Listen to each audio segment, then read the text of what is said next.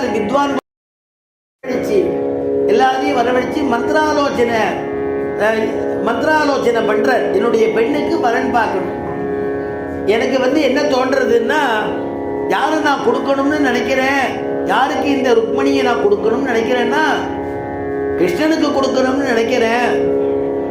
அதனால கிருஷ்ணனுக்கு கொடுத்துடலாம்னு என் மனசு தோன்றது. உங்களுடைய கருத்து என்ன அப்படின்னு கேட்கறது. எல்லாரும் உட்கார்ந்துருக்கா, 5 பசங்களும் உட்கார்ந்துருக்கோம். உடனே டக்குனு ருக்மியை எழுந்துட்டான். இது அநியாயம், இது அக்கிரமம். ருக்மிணியை ஒரு காலம் கிருஷ்ணனுக்கு கொடுக்க கூடாது. என்ன காரணம் அப்படின்னா, இந்த காரணத்தையும் நான் சொல்லிடுறேன். அவன் திருடன், கிருஷ்ணன் மகா திருடன், அவனுக்கு கொடுக்கப்படாதுன்னு விட்டாலும் அப்படின்னு சொன்ன உடனே இங்க அடியன் குருநாதர் கல்யாணபுரம் சுவாமி சொல்லுவார், அவன் என்னடா திருடன்னு சொல்றது, கிருஷ்ண திருடன் பாகவதாலே திருடன்னு கொண்டாடுறா அப்படின்னு சொல்லுவார். ஏன்னா ததிச்சோரன், கிருதச்சோரன், ஹையங்கவீன சோரன். ததீன தைல திருடக்கூடியவன், நெய்ய திருடக்கூடியவன், பால திருடக்கூடியவன், எல்லாரையும் திருடக்கூடியவன், எல்லாருடைய மனசையும் திருடக்கூடியவன்.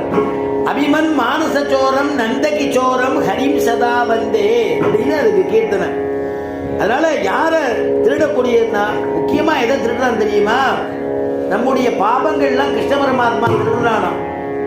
அவனுடைய நாமத்தை சொல்லிட்டோம்னா உன்னுடைய பாவங்கள்லாம் அவன் திருடி விடுறானா. என்ன எப்பேற்பட்ட பாவம்னா, எப்பேற்பட்ட பாவத்தை திருடுறான்? பாபச்சோரம், ஆர்ஜித பாபச்சோரம். நாம சம்பாதிச்சுட்டு கூடிய பாவத்தெல்லாம் திருடுறான். ஜென்மார்ஜித பாபச்சோரம், ஜென்ம ஜென்மமா சம்பாதிச்சிருக்கோமே. கீதையில கிருஷ்ண கீதாச்சாரியன் சொல்றான், பகூனாம் ஜென்மனாம் மந்தே.